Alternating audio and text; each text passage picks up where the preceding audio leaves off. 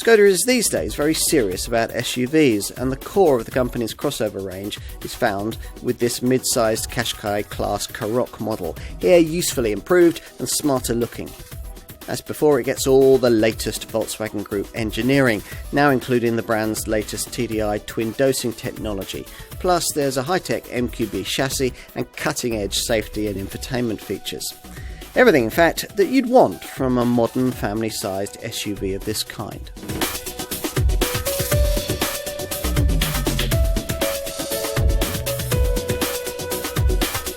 Skoda's best-selling SUV is this one, the Karoq, a mid-sized Qashqai-class crossover originally introduced back in 2017, which went on to become the brand's second best-selling model, generating more than 500,000 sales in 60 countries. But time moves on and the segment this car competes in gets ever more competitive. Hence the need in mid-2022 for the updated model we're going to look at here. At its original introduction, this Skoda was basically a successor to the brand's popular Yeti line of compact SUVs. But the Czech maker renamed it to designate the fact that this was a slightly larger and considerably more versatile product. It sits just above the little Karoq and just below the 7-seat Kodiaq in a lineup of Skoda SUVs that now accounts for 50% of the marque's total sales. If you're wondering, by the way, if the word Karoq has any meaning, then we'll tell you that it's taken from the language of an Alaskan tribe and, roughly translated, means car arrow. Make of that what you will.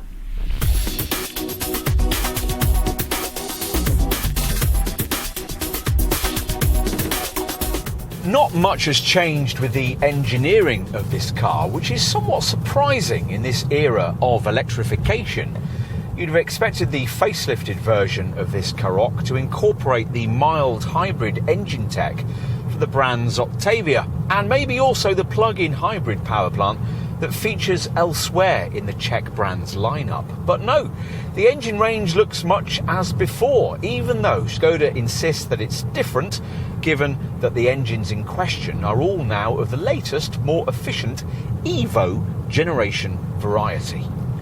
As before, things kick off with a 110 PS 1-litre TSI 3-cylinder petrol unit, but many will prefer the alternative 150 PS 1.5-litre TSI 4-cylinder power plant, which uses cylinder deactivation for an exemplary combination of performance and efficiency. There's also a top 2-litre TSI 190 PS DSG Auto petrol variant, but that's a rare sight on our roads. More common will be the two 2-litre TDI diesel engines, now with the VW Group's eco-conscious twin dosing technology, and offering either 116 PS or, as in this case, 150 PS. Both are available with either a 6-speed manual gearbox or the 7-speed DSG Auto transmission we have here. Avoid base trim and you'll find your engine of choice working with Skoda's Drive Mode Select driving mode system, which alters steering and throttle response via normal, sport and eco settings. Plus there's an individual menu so you can set your own parameters. 4-wheel drive can only feature on top 2-litre TDI 150 diesel and 2-litre TSI versions of this car. It's mandatory on that top petrol model, and wherever fitted must be mated with DSG Auto transmission. For a 4x4 Karoq, you'll have a further snow option, plus an off-road function can be added. Here, we also have a rough road package, which adds a front underbody guard and an underbody stone guard. In general, though, this Skoda's limited ground clearance makes testing off-road forays fairly inadvisable. The Karoq is much happier being used for tarmac use, and for that, various extra cost options are worth considering. One's freshly added to this revised model, Skoda's Travel Assist package, which combines adaptive cruise control, lane assist and traffic jam assist to give a degree of semi-autonomous driving. You might also want to look at the Performance package, which gives you dynamic progressive steering, which means easier parking and less lock needed through tight turns, and a DCC or Dynamic Chassis Control adaptive damping system that works through the settings of the driving mode select system and can considerably improve the ride over poorer surfaces. If there's no further spend in your budget for DCC, then don't worry, because the standard damping setup remains very good indeed. Skoda's chassis settings usually tend to work well in this market, having been designed for the Czech Republic's terrible tarmac and the potholed roads of the many developing countries that favour the company's products. In our experience in this segment, only Peugeot's 3008 can match the Karoq's ride quality, but by comparison, that SUV turns into something of a confection from the sweet trolley through the corners. In contrast, aided by its stiff, sophisticated MQB platform, the Karoq can, if required, attack the bends with confidence and even a few occasional flashes of enthusiasm. What else? Well, on the highway, refinement is impressive. In town, the Karoq remains manoeuvrable and easy to park. And when you're pushing on, the drive dynamics are very difficult to tell apart from those of an Octavia family hatch. True, the ride and handling combination served up isn't particularly exciting, but it is very Skoda. In short, the brand has put its distinctive mark on this design. And in a class of copycat SUV rivals, that can only be a good thing.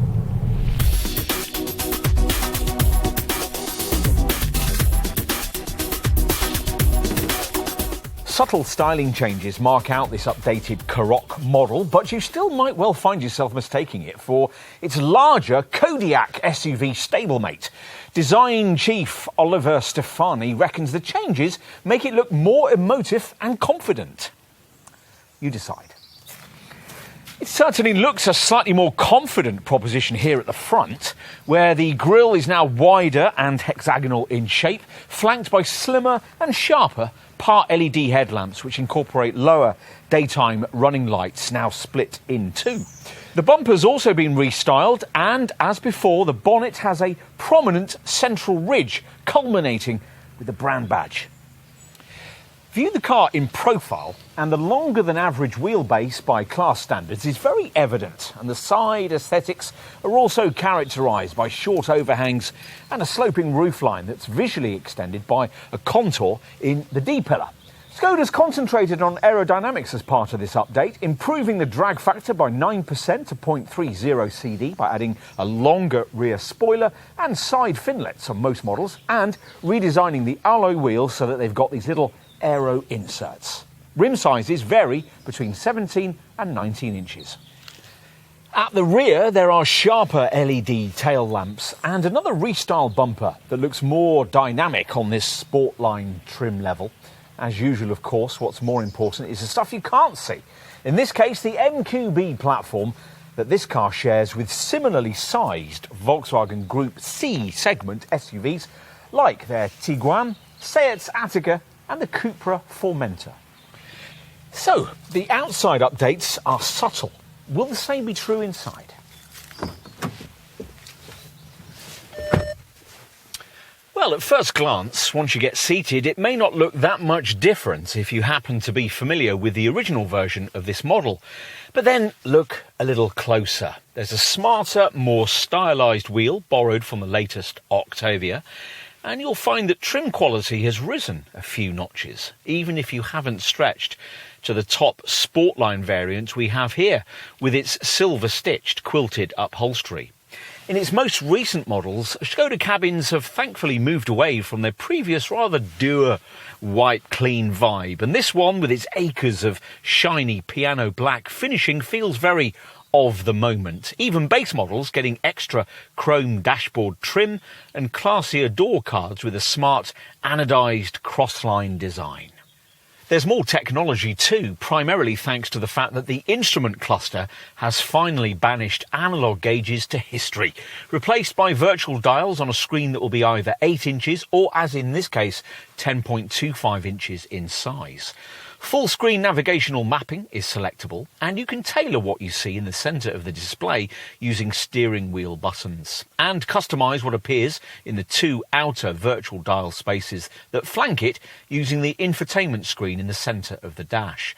That smart glass-fronted Amundsen fascia monitor is still just 8 inches in size, but everything you need is here, including navigation on all models. The brand's LoRa voice activation system and a SmartLink Apple CarPlay or Android Auto smartphone mirroring setup, now improved with wireless functionality. Pay more and you can upgrade this monitor with integrated wireless Wi-Fi connectivity and web radio, or add in a larger 9.2-inch Columbus screen that has all of that built in. Tech like that, of course, features in other segment rivals, as do some of the cabin enhancements introduced as part of this update. For instance, the availability of extended ambient lighting and nicer upholstery trimmed in micro suede or leather. You always know you're in a Skoda, though, thanks to various simply clever design features that, well, just make life a bit easier. Take this jumbo box between the seats, which incorporates this neat reversible tray that also has cup holders, cubbies and slots for coins and ticket storage. And what other family car provides you with the opportunity to add in a rubbish bin to the door pocket? Or can include an umbrella beneath the front passenger seat? What else? Well, on certain models you can specify upholstery partly made from recycled bottles. Don't worry, it's nicer than it sounds. And getting comfortable is straightforward with lots of seat and wheel adjustment. And standard backrest lumbar support, making it easy to get comfortable in the pleasingly raised driving position. All-round visibility is fine, so you shouldn't need the standard rear parking sensors too much, and as before, cabin practicality's a strong point. As well as the features referenced earlier, this smart sliding cover conceals a storage area in front of the gear stick, incorporating a couple of USB ports with a 12-volt socket, and can optionally contain this wireless phone charging pad. There's also a storage compartment built into the dash top and another by the driver's right knee. A ticket clip's provided at the side of the windscreen, with another on the driver's sun visor, and the doors feature elastic straps and deep bins that can each swallow a 1.5 litre bottle. Only an overhead compartment for your sunglasses seems to have been omitted. OK, let's take a look in the back. Now, the door apertures are nice and wide, so it'll be easy for parents to lean in and strap up offspring. Legroom is reasonable by class standards, though taller folk may still find their knees brushing against the front seat backs, and the prominence of this centre transmission tunnel means that fitting a third adult in the centre here might be difficult. You can't really grouse about headspace, though, even in a model like this one with a large glass panoramic roof fitted.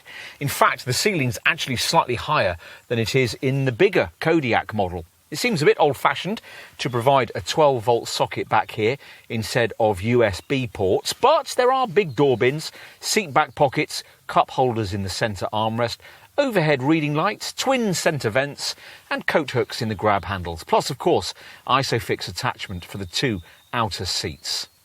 The real cleverness here, though, lies in something Skoda's particularly proud of, its VarioFlex seating system, which is unique in this segment. This is optional with entry-level SE drive trim and standard with mid-level SEL spec. Unfortunately, you can't have it with the fancier seats of this top Sportline variant.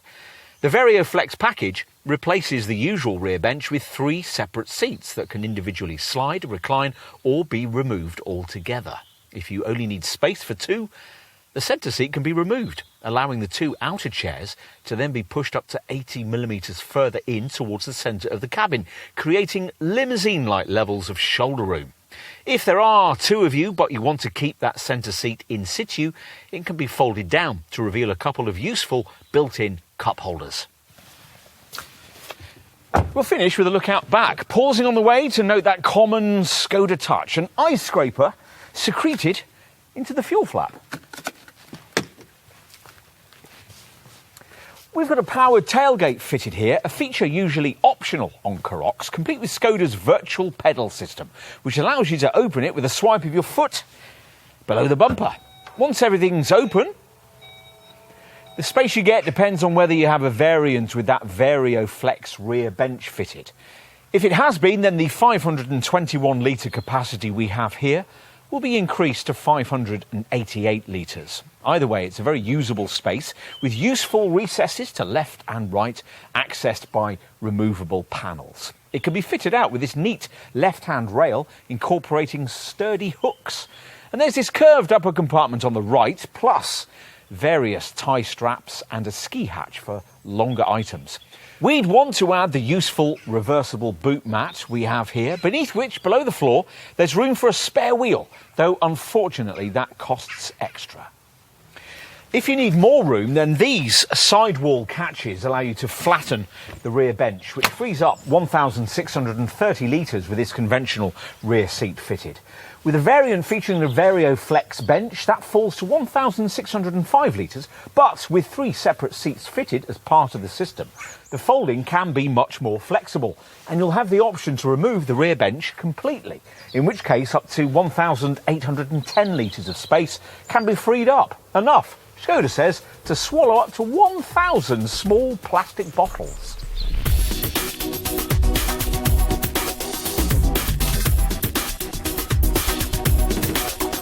Prices start from around £26,000, but if you go for the flagship 4x4 models and add a few well-chosen extras, you'll probably be looking at spending the £35,000 to £40,000 bracket. There are 3 trim levels: SE Drive, SEL and Sportline.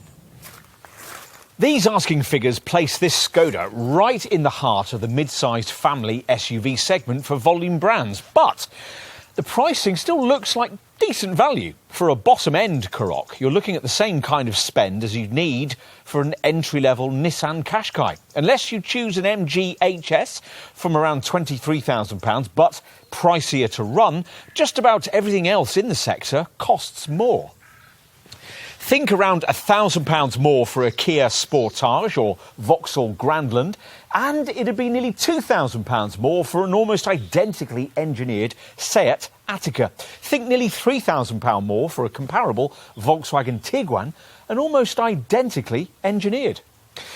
You'll also need over £3,000 more if you're looking at a Ford Kuga, a Mazda CX-5, a Peugeot 3008, a Hyundai Tucson, or a Mini Countryman. Once upon a time, Toyota's RAV4 and Honda's CR-V would have been rivals too, but these days they're both only offered as full hybrids, so cost a lot more, from around £34,000. It all sounds quite convincing as a value proposition, doesn't it? And Skoda hasn't skimped on equipment levels to provide it. Even base SE Drive models offer 17-inch Scutus alloy wheels, low functionality LED headlamps, roof rails, rear parking sensors, rear privacy glass, auto headlamps and wipers, power folding mirrors and rear LED lights with welcome effects and dynamic indicators. Inside with SE Drive trim there's an Amundsen touchscreen navigation system with Skoda's SmartLink wireless Apple CarPlay and Android Auto smartphone mirroring setup, plus a colour multifunction trip computer and dual zone climate control. And Skoda's Care Connect and infotainment package, which allows you to control various aspects of your car from a downloadable app on your smartphone. Ideally, though, you'd want to stretch at least to one of the mid-range SEL models, because then you'd get a feature on your Karoq that's almost unique in segment: the removable Vario Flex rear bench, which also slides. SEL models also add 18-inch Myran alloy wheels, keyless entry and an extended rear spoiler. Plus they get micro-suede upholstery, heated front seats and a drive mode select driving mode system.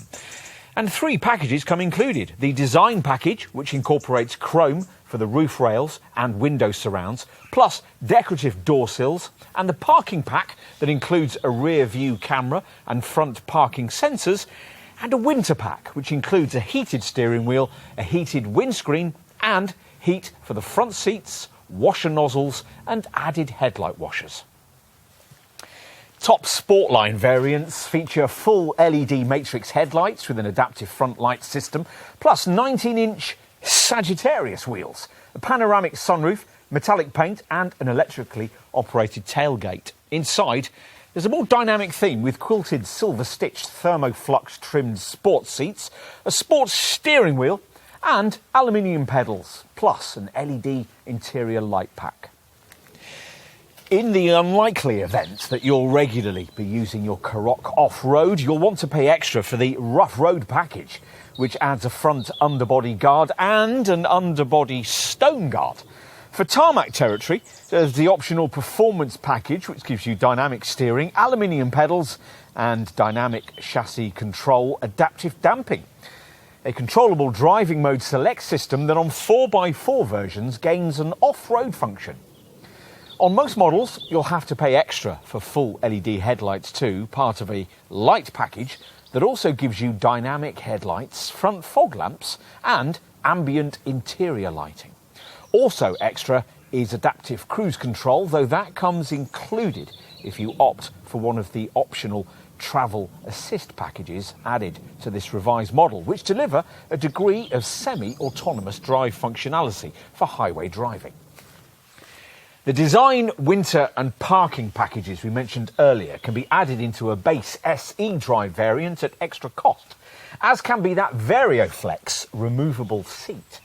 With mid-range SEL trim, you can add an Alcantara trimmed eco upholstery package fashioned from recycled bottles.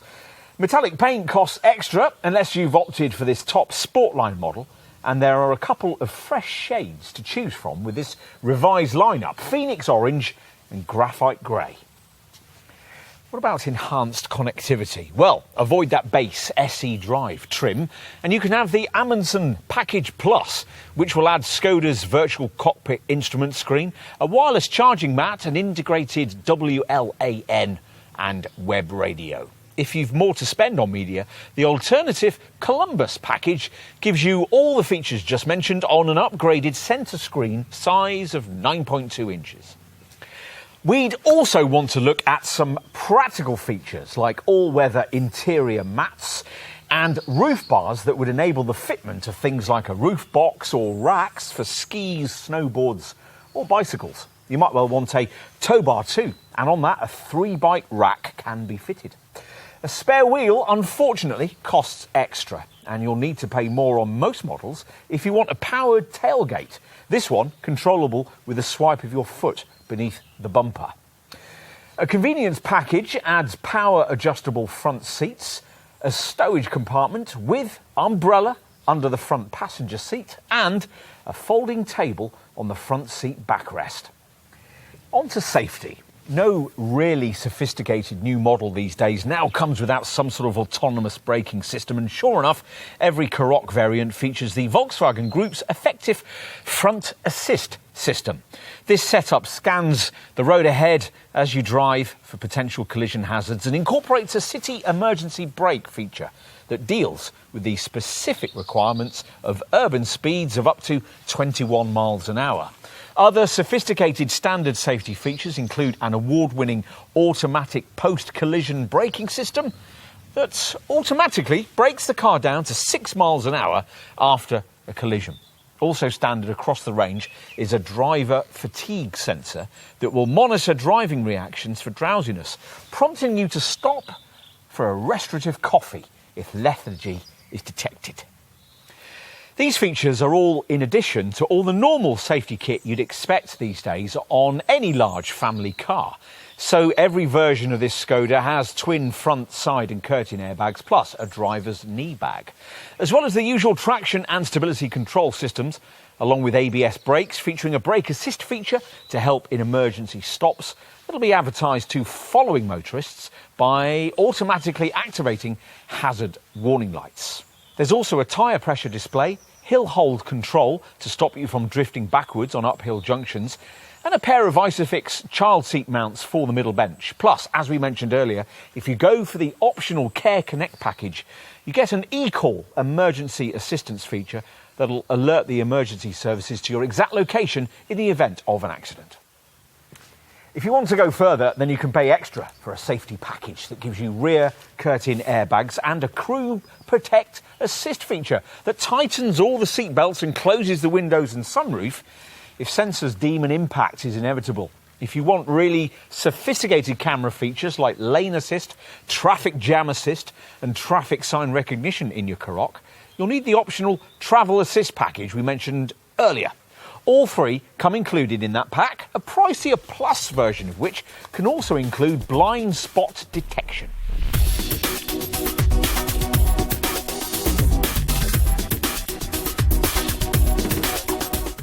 Rather surprisingly, none of the new generation Evo series engines installed in this updated Karoq feature the Volkswagen Group's latest mild hybrid technology. And this Skoda hasn't been favoured with the conglomerate's PHEV tech either, which is surprising because it can be had on the mechanically identical Volkswagen Tiguan.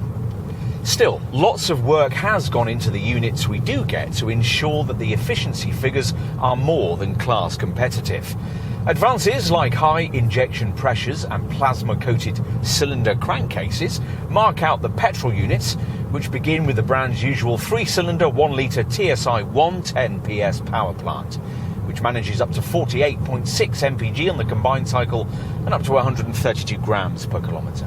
Hardly any worse, thanks in part to its cylinder deactivation technology, is the 1.5-litre TSI 150 PS 4-cylinder engine, which in manual form manages up to 46.3 mpg and up to 138 grams per kilometre. The rare 2-litre TSI 190 PS 4x4 variant is of course quite a lot worse, at up to 36 mpg and up to 178 grams per kilometre. Skoda has no intention of dropping diesel just yet and has improved its two 2-litre TDI units with 2 SCR catalytic converters and a twin dosing method for particularly effective exhaust gas treatment.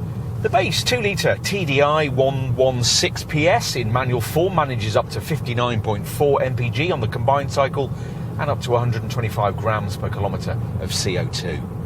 For the 2-litre TDI 150 PS variant, the figures are up to 58 mpg and up to 128 grams per kilometre, or up to 49.4 mpg and up to 150 grams per kilometre for this 2-litre TDI 150 4x4 DSG Auto version. As usual with TDI units, these two have been designed around the use of the urea-based solution AdBlue, which is injected into the exhaust gas stream to help clean up emissions, the liquid used being stored in a 12-litre tank mounted at the rear beneath the boot. This will need topping up as part of regular servicing, and you can monitor its status via a dashboard display. Talking of servicing, the recommended intervals for all engines are based around a 20,000 mile or 2-year regime, and you can budget ahead for maintenance costs by taking out a fixed price prepaid servicing plan at point of purchase that covers the first 2 scheduled garage visits. Across the range, there's not too much of a downside if you opt for DSG auto transmission, because that gearbox is equipped with a coasting function that at cruising speeds will disconnect the gearbox, leaving the engine to idle until you next need it. Another financial burden you'll want to plan around is insurance, though the Karoq helps here by offering up a relatively affordable set of insurance groupings. The petrol model groupings start at 12E for the 1-litre TSI variant or 18E for the 1.5 TSI. It's Group 25E for the 2-litre TSI 4x4 model. For diesel, groupings start from 15E for the 2-litre TDI 116 PS model, 19E for the 2-litre TDI 150 PS version, and 20E for the 2-litre TDI 150 PS 4x4 variant. Finally, we should mention residual values, which is an area where Skoda usually performs surprisingly well, and this model isn't going to upset that form. Industry experts predict that the volume Karoq 1.5 TSI SEL petrol variant will realise 56.9% of its original purchase price after 3 years and 36,000 miles. And while it's certainly true that other rivals better the 3-year or 60,000 mile warranty that Skoda provides, you can extend your cover to 4 or 5 years by paying extra. Not that you really need to. The brand regularly tops independent consumer satisfaction surveys. According to real people, there are few more satisfying cars to own.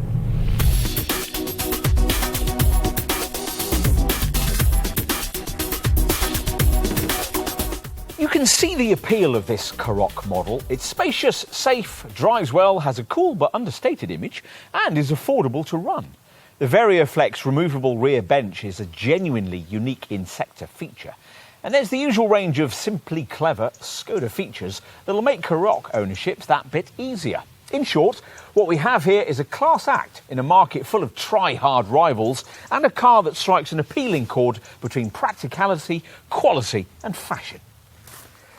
True, some of the rivals it has to face are larger, more high-tech or more efficient. Most of them are pricier too, though. And it's that very affordability that'll keep this Skoda in the frame for customers who want a more interesting and flexible alternative to yet another Qashqai clone in this class. It's a car that transcends lifestyle snobbery, a family car that doesn't shout family, and a crossover you could be genuinely pleased to own.